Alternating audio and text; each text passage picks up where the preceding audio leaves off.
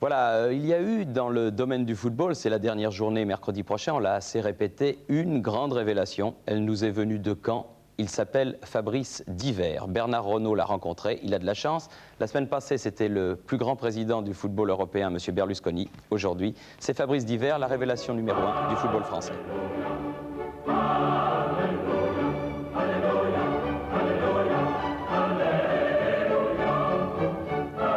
Mes très chers frères, si Caen se maintient en première division, il faudra ajouter un saint au calendrier. Saint Divert, le sauveur de l'équipe normande. Par 2 fois, mes bien chers frères, en l'espace d'une semaine, Fabrice Divert, plongé dans ses faire-part de mariage, a chassé le démon de la relégation. Redescendu sur terre, Saint Divert nous est apparu dans toute sa candeur.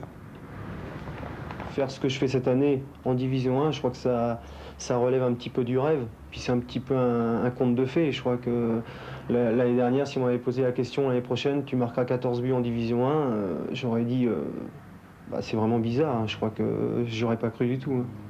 Hein.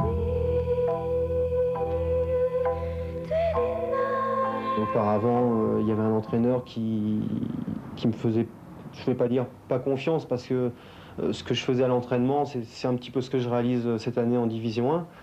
Mais le problème qu'il y avait, c'était simplement que il y avait une équipe telle que je ne pensais pas être tellement titulaire par rapport à ces joueurs-là.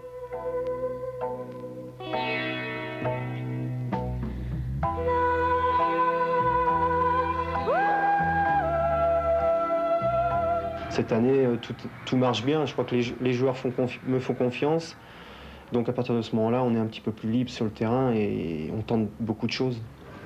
Hélas, mes frères, les saints eux aussi ont des faiblesses, c'est humain. Fabrice Divert se mariera donc le 3 juin avec Guylaine. Petit problème, un mariage, ça coûte des sous. Il faut donc penser à la signature de son premier contrat professionnel, car Divert est encore stagiaire. Et dans notre bonne ville de Caen, on n'entend pas du tout se séparer de lui. Pour le club, ça serait grave cette année de le laisser partir, parce que j'estime qu'en perdant Fabrice, on ferait 2 pas en arrière au même moment où on construit notre club pour en faire un des bons clubs du championnat de France de première division. Vous seriez heureux de gagner combien?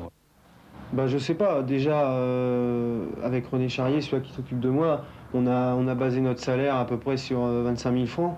Donc je crois que le club a pas dit oui aussitôt. Donc pour l'instant, les négociations, ça se fera à partir du moment où on aura fini le dernier match. Il est évident que si on reste en D1, il y aura la possibilité peut-être d'avoir un peu plus, mais ça, on peut pas le dire. Il pourrait prétendre, dire pourquoi on me laisse pas partir, je vais gagner plus d'argent, je vais jouer une Coupe d'Europe. Non, c'est qu'il faut qu'il comprenne que lui, grâce au club, il peut s'exprimer, et nous, on a besoin de lui pour stabiliser le club, l'équipe, et qu'à partir du moment où on aura trouvé un remplaçant, où on ne pourra plus lui offrir ce que d'autres clubs lui offrent, c'est tout à fait logique qu'il parte. Donc c'est dans sa tête que tout va se passer. Et je crois que moi, personnellement, je pense qu'il est bien dans sa tête.